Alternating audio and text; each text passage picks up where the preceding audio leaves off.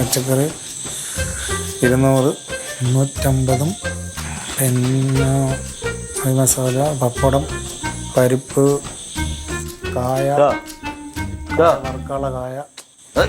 ഒന്നാണ് ഒരു കാര്യം പറഞ്ഞുതരാം. ബാ, ഇവിടെ ഒരു മനുഷ്യർ ജോലി ചെയ്യണുണ്ടല്ലേ? ഞാൻ വേറൊരു കാര്യം പറഞ്ഞുതരാം. നമുക്കൊരു ട്രിപ്പ് പോവാം. ട്രിപ്പാ? നമുക്ക് ആലപ്പുഴ പോയി വള്ളംകളിയും കണ്ട് തൃശ്ശൂർ പോയി പുലികളിയും കണ്ടിട്ട് തിരിച്ചു വരാം. മനുഷ്യ ആകെ ഇവിടെ ഭ്രാന്തെടുത്തിരിക്കും. ഭ്രാന്ത്? പെണ്ണും പിള്ള വീട്ടിൽ കിടന്ന് ബഹളമൊന്നും. എന്തിന്? പിള്ളേര് കാവർത്ത വേണമെന്ന് കൊണ്ട് ബഹളം കാണിച്ചെന്നു. വാങ്ങിച്ചു കൊടുത്താ പോരെ? എല്ലാത്തിനെയും പറക്കിട്ട് അടിച്ചെന്നു. എന്തിന്? വെളിച്ചെണ്ണ മാത്രം വാങ്ങിക്കാൻ പറ്റില്ല ഓണത്തിന്. അത്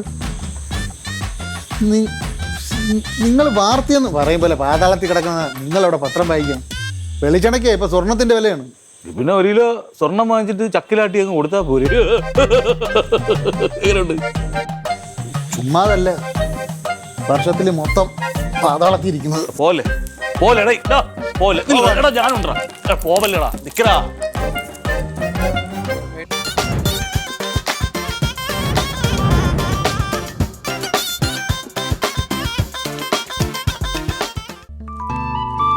നമസ്കാരം. ഹാപ്പി ഓണം. ഹാപ്പി ഓണം. സുഖമായിരിക്കുന്നോ? ആ, നല്ല കുഴപ്പമൊന്നുമില്ല. വളരെ ഇഷ്ടമുള്ള ഒരു നടനാണ്. അപ്പോൾ ഈ ഓണക്കാലത്തിന് നിങ്ങളെയൊക്കെ വന്ന് കണ്ട് കുറച്ച് നേരം നിങ്ങളുടെ അടുത്തൊക്കെ സ്പെൻഡ് ചെയ്ത് വർത്തമാനങ്ങളും വിശേഷങ്ങളൊക്കെ അറിഞ്ഞു പോവാം എന്നായിരുന്നു ആഗ്രഹം. മാവേലി സ്പെൻഡ് ചെയ്തെന്നൊക്കെയാണ് പറഞ്ഞു തുടങ്ങിയേക്കുന്നത്. ന്യൂ ജനറേഷൻ അല്ലേ? അതിനനുസരിച്ച് പണ്ട് കാലത്ത് മാവേലി ഒരു രൂപം വരെ മാറിയില്ലേ? പിന്നെ എല്ലാം മാറി. അതെ, ഡയറ്റാ.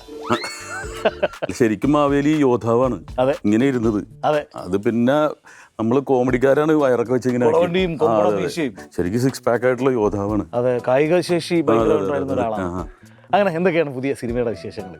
സിനിമകളുടെ വിശേഷം എന്ന് പറഞ്ഞാൽ ചെയ്യുന്നതോ ചെയ്യാൻ പോകണമെന്നൊന്നും പറയുന്നില്ല. ഇപ്പം ഇറങ്ങാൻ പോകുന്നതിനെ കുറിച്ച് പറയാം. പെരുങ്കളിയാട്ടം എന്ന് പറഞ്ഞൊരു വലിയ സിനിമയാണ്. ജയരാജ് സാറാണ് സംവിധായകൻ. അതിൽ സുരേഷ് ഗോപി ചേട്ടനാണ്.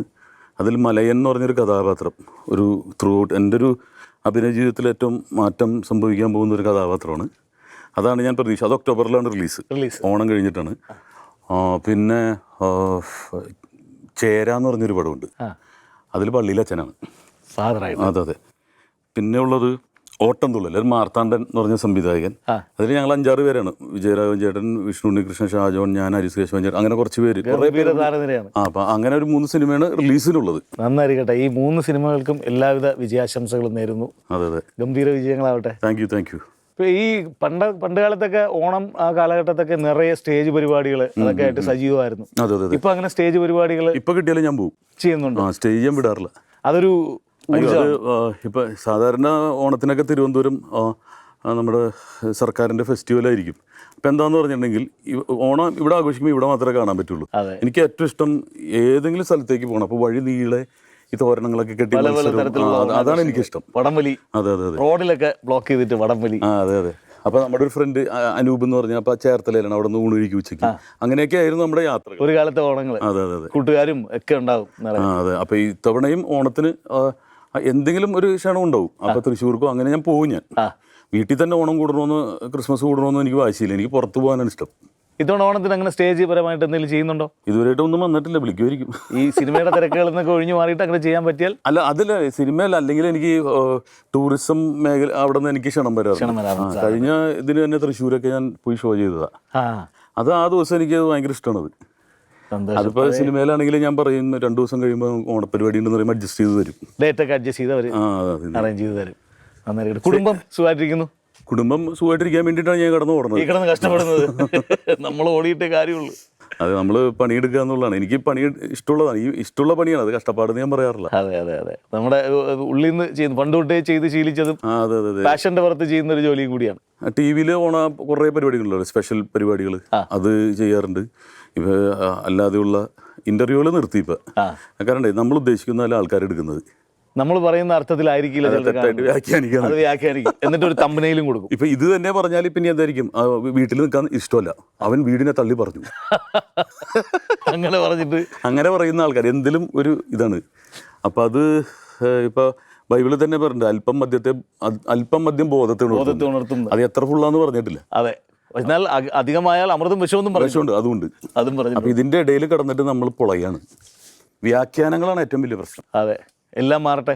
ഈ അടുത്ത കാലത്തായിട്ട് ഞാൻ ശ്രദ്ധിക്കുന്നത് ചില സോഷ്യൽ മീഡിയ പ്ലാറ്റ്ഫോമുകളിൽ വന്നിട്ട് പലരും മുഖമില്ലാത്ത പ്രൊഫൈലുകൾ കൊണ്ട് പ്രശസ്തരാകുന്നവരെ അല്ലെങ്കിൽ പ്രശസ്തരായവരെ മോശമായിട്ട് കമൻ്റ് ഇട്ട് അവരെ നിരുത്സാഹപ്പെടുത്താനായിട്ട് പലരും മനഃപൂർവ്വമായിട്ട് ശ്രമിക്കുന്ന ഒരു കാലഘട്ടം കൂടിയാണ്. അപ്പോൾ താങ്കൾക്കും അങ്ങനെയുള്ള പല നെഗറ്റീവ് കമൻറ്റുകളും വരുന്നതായിട്ടും കാണുന്നുണ്ട്.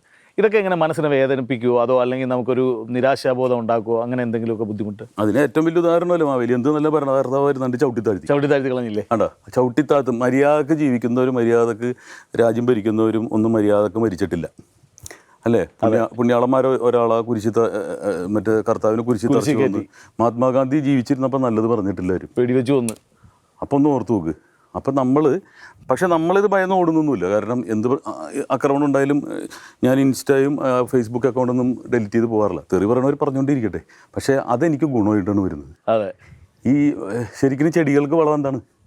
ഏറ്റവും ഇതുപോലുള്ള സംഭവങ്ങളാണ്. അപ്പോൾ ആ മരത്തിനെ വളരാൻ ഉപകരിക്കും, അതിനുള്ള ഊർജ്ജം അതിന് കിട്ടും. അപ്പോൾ നമ്മൾ ഉദ്ദേശിക്കുന്നതല്ല, യഥാർത്ഥത്തിൽ നമ്മൾ നന്മയാണ് ഉദ്ദേശിക്കുന്നത്. അതുകൊണ്ടാണ് നമുക്ക് ഓരോ ദിവസവും വളർച്ച ദൈവം തരുന്നത്. അപ്പോൾ അത് ഇപ്പം പറഞ്ഞുകൊണ്ടിരിക്കുന്നവരിങ്ങനെ പറഞ്ഞുകൊണ്ടേയിരിക്കട്ടെ, അത് അവർ പറഞ്ഞുകൊണ്ടേയിരിക്കും, നമ്മുടെ വളർന്നുകൊണ്ടേയിരിക്കും. പക്ഷെ അവരാ പറച്ചിൽ നിർത്തിയിട്ട് അവരിലൊരു കഴിവുണ്ടെങ്കിൽ, ഒരു കലാകാരൻ എന്ന നിലയിൽ പറയണത്, ഒരു ചെറിയൊരു കഴിവാണെങ്കിൽ പോലും അത് ഡെവലപ്പ് ചെയ്യാൻ നോക്കിയാൽ അവരുടെ ജീവിതം സക്സസ് ആവും. അല്ലെങ്കിൽ ജീവിതകാലം ഇങ്ങനെ മറ്റുള്ളവരെ പുഴു തിന്നും. അപ്പം അതുകൊണ്ട് അതിൽ ഭയക്കുകയൊന്നുമില്ല. കാരണം ഒരുപാട് കാലമല്ല നമ്മൾ അതിൻ്റെ അകത്ത് സർവൈവ് ചെയ്യുന്ന. സ്റ്റേജിൽ നിന്നാണ് വന്നത്, കോളേജ് രാഷ്ട്രീയത്തിൽ നിന്നാണ് വന്നത്. അതുകൊണ്ട് അതിലൊന്നും തളർന്നു പോകാറില്ല. പലരും എൻ്റെ അടുത്താണ് ഇങ്ങനെ തളർന്നു പോകുമ്പോൾ വരുന്നത്. അപ്പം ഞാൻ അവർക്ക് ഉപദേശം കൊടുക്കാറുണ്ട്. മാവേലിക്ക് വേണമെങ്കിൽ നല്ല ഉപദേശം തരാം. ഈ ചവിട്ടിത്താത്തിയതോടല്ല എല്ലാ വർഷം വരാൻ പറ്റുന്നത്, അല്ലെങ്കിൽ വരാൻ പറ്റുമോ? അവിടെ ജീവിച്ച് മരിച്ചു പോനെ. അപ്പം ചവിട്ടിത്താത്തുമ്പോൾ ഉയർന്നുകൊണ്ടേയിരിക്കും. ഇപ്പോൾ കഴിഞ്ഞ ഓണങ്ങളല്ല, വരാനിരിക്കുന്ന ഓണങ്ങളായിരിക്കും കളർഫുൾ ആകാൻ പോണത് ഇനി അങ്ങോട്ട്. പിന്നെ പണ്ടെന്ന് പറഞ്ഞ ഓണം നമ്മുടെ വീടിന്റെ മുറ്റത്തല്ല ഇട്ടോണ്ടിരുന്നത്. ഇപ്പൊ മൊബൈൽ എടുത്ത് നോക്കിയാലും ടി വി എടുത്ത് നോക്കിയാലും ചുറ്റും നോക്കി എല്ലായിടത്തും ഓണം, കടകളുടെ മുമ്പിലും അല്ലേ? വളർന്നുകൊണ്ടിരിക്കുകയാണ് മാവേലി. ചവിട്ടിത്താത്തിയ മോനെ പറഞ്ഞിട്ടില്ലേ, കൊല്ലം തോപ്പിക്കാനാവില്ല. ഓണം എന്ന് പറയുന്നത് ഉയർത്തെഴുന്നേൽപ്പിന്റെ കൂടെ ഒരു ഉത്സവമാണ്. അതെ, എല്ലാം ഉയർത്തെഴുന്നേൽപ്പല്ലേ. ക്രിസ്തുവിനെ കുരിശിൽ തറച്ച് 3-ാം ദിവസം ഉയർത്തെഴുന്നേറ്റില്ലേ, ഇനി ആർക്കും നാത്താൻ പറ്റില്ല. അപ്പൊ ഞാൻ ഉയർത്തെഴുന്നേറ്റ് കഴിഞ്ഞു. വിജയാശംസകൾ. Okay, thank you. ഈ പഴയകാല ഈ സ്റ്റേജ് പരിപാടികളും ഷൂട്ടിങ്ങും ഒക്കെ ആയിട്ടുള്ള യാത്രകളിൽ ഓണവുമായിട്ട് ബന്ധപ്പെടുത്തിയുള്ള എന്തെങ്കിലും ഓർമ്മകൾ, രസകരമായ എന്തെങ്കിലും ഓർമ്മകൾ മനസ്സിൽ? പഴയതൊക്കെ പറയാൻ പേടിയോ ഇപ്പോൾ. ഇവനെ ആരെടുത്ത് ചോദിച്ചിട്ടാണ് ഇത് മനസ്സിലാക്കിയതെന്നൊക്കെയാണ് ഇപ്പോൾ കമൻറ്റ് വരുന്നത്. ആ പഴയവരെ കുറിച്ച് പറയുന്നതും നമ്മൾ ഓരോരുത്തരുന്ന് കേട്ടിട്ടാണ് പറയുന്നത്. പക്ഷേ ഇതെൻ്റെ നേരിട്ടുള്ള അനുഭവമാണ്. അമേരിക്കയിൽ ഷോന് പോയപ്പോൾ അത് ഈ ഓണത്തിൻ്റെ സമയമായിരിക്കില്ല. കാരണം സെപ്റ്റംബർ, ഒക്ടോബർ, നവംബർ ഇപ്പോൾ ക്രിസ്മസും ഓണം കൂടി ഒരുമിച്ചായിരിക്കും ആഘോഷം നടത്തുന്നത്. അപ്പം നമ്മൾ ഓണം ഇതിന് വേണ്ടിയിട്ട് ഇങ്ങനെ ഇത് പറഞ്ഞിട്ടുള്ളതാണ്. എങ്കിലും ആ ഓണം എനിക്കൊരിക്കലും മറക്കാൻ കഴിയില്ല. അപ്പോൾ ഈ ഇലയൊക്കെ ഇങ്ങനെ വെച്ചിട്ട് നമ്മൾ കഴിക്കാതിരുന്നപ്പോൾ ആ ഒരു മാഡം വന്നിട്ട് പ്രസംഗിച്ചു. ഓണം എന്ന് പറഞ്ഞാൽ മറ്റേ തൂശനിലയിൽ ചോറ് വിളമ്പി ഇതാന്നൊക്കെ പറഞ്ഞ്. അപ്പോൾ ഓണത്തിനെ കുറിച്ച് എൻ്റെ കുട്ടിക്കാലത്ത് ഞാനത് ഓർക്കുകയാണ്. ഇത്രയും കറികളൊക്കെ ചേർന്ന് പായസമൊക്കെ ചേർന്നുള്ള മനോഹരമായ ഓണം എന്ന് പറഞ്ഞിട്ട് ഞാൻ നോക്കിയപ്പോൾ അവർ സ്പൂൺ എടുത്തിട്ട് ഇങ്ങനെ കഴിച്ചുകൊണ്ടിരിക്കുക. സദ്യ ഉണ്ടെന്നത് സ്പൂൺ വെച്ചിട്ടാണ്. പപ്പടമൊക്കെ ഇത് വെച്ചിട്ടാണ് പൊട്ടിക്കുന്നത്. എന്നിട്ട് അതിൽ നിന്നൊരു കഷ്ണം. ഇത് വെറുതെ പറയുന്നല്ല കേട്ടോ, അതിന് തെളിവുള്ള ആൾക്കാരുണ്ട്. അപ്പം എൻ്റെ അടുത്ത് ഒരു സായിപ്പിനെ വിളിച്ചിട്ടുണ്ട് ഇത് കഴിക്കാൻ വേണ്ടിയിട്ട്. സായിപ്പ് കൈ കൊണ്ടാണ് കഴിക്കണത്. അന്തസ്സായിട്ട് ഞാകടി സായിപ്പ് ഇവിടെ നിന്ന് പഠിച്ചിട്ടുണ്ട്. അപ്പോൾ രസമൊക്കെ ഒഴിച്ചപ്പോൾ ദിസ് ഇസ് ഹെർബൽ ഡ്രിങ്ക്, എന്നെ പഠിപ്പിക്കുക. ഹെർബൽ ഡ്രിങ്ക്, നമ്മൾ രസം എന്നാണ് പറയണത്. പക്ഷെ അതിൽ ഇത്രയും ഇതിട്ടിട്ട് അതൊരു ഭയങ്കര ഡ്രിങ്കായിട്ട് അവർ കാണുന്നത്, ഹെൽത്തി ഡ്രിങ്ക് ആയിട്ടാണ് കഴിച്ചത്. പക്ഷെ നമ്മുടെ ആൾക്കാർ അവിടെ ഇരുന്നൊരു സ്പൂൺ വെച്ചിട്ട് കഴിക്കുന്നു. അപ്പം ഞാൻ ആലോചിച്ചു, യഥാർത്ഥത്തിൽ ഓണം എന്ന് പറയുന്നത് സെലിബ്രേറ്റ് ചെയ്യുന്നത് പുറം രാജ്യങ്ങളും പുറമേ ഉള്ള ആൾക്കാരൊക്കെ ആയിരിക്കും. നമ്മുടെ നാട്ടിൽ ആഘോഷിക്കുന്നുണ്ട്, പക്ഷെ നമ്മുടെ നിന്ന് പോകുമ്പോൾ നമ്മുടെ കൾച്ചർ മറന്നു പോകുന്നു. ഇതാണ് ഏറ്റവും വലിയൊരു ഭാഗ്യം എന്ന് പറയുന്നത്. കേരളം എന്ന് പറയുന്നത്, ആ കേരളത്തിൻ്റെ ഓണം എന്ന് പറയുന്നത്, അതിൽ പങ്കെടുക്കാൻ സാധിക്കുന്നത്, തനതായ ശൈലിയിൽ ഓണം ആഘോഷിക്കാൻ കഴിയുന്നതൊക്കെ ഭാഗ്യമാണ്. ഇനിയും നിറയെ അങ്ങനെയുള്ള ഭാഗ്യങ്ങൾ ഉണ്ടാവട്ടെ. ഓക്കെ. നിറയെ നല്ല നല്ല ആഘോഷങ്ങളിൽ പങ്കെടുക്കാൻ സാധിക്കട്ടെ. എല്ലാവിധ ഐശ്വര്യങ്ങളും നന്മകളും ഉണ്ടാവട്ടെ എന്ന് മാവേലി തമ്പുരാൻ അനുഗ്രഹത്തോടെയും സ്നേഹത്തോടെയും ആശംസിക്കുന്നു. അപ്പോൾ ആദ്യത്തെ മാവേലിനെ ഇത്തവണ കാണുന്നത്. അപ്പോൾ ഇത് തകർക്കട്ടെ, ഇത്തവണ ഓണം തകർക്കട്ടെ. ആദ്യമായിട്ടാണ് ഒരു മാവേലി ഈ വർഷം എനിക്ക് കൈ തരുന്നത്. ഇത് ഐശ്വര്യമായിട്ട് വരട്ടെ. അപ്പോൾ എന്തെങ്കിലും ഉണ്ടെങ്കിൽ തന്നേക്ക്. സമ്മാനം ഉണ്ട്. അത് ചോദിച്ചപ്പോൾ മാവേലി തപ്പടെ സമ്മാനമായിട്ട് മോതിരം. അത് വേണ്ട. ഇതുപോലത്തെ മോതിരമൊക്കെ പണ്ടൊരാൾ കൊടുത്തിട്ട് കേസായിട്ട് ഇപ്പോൾ ഇപ്പോഴും മനസ്സിലായില്ലേ?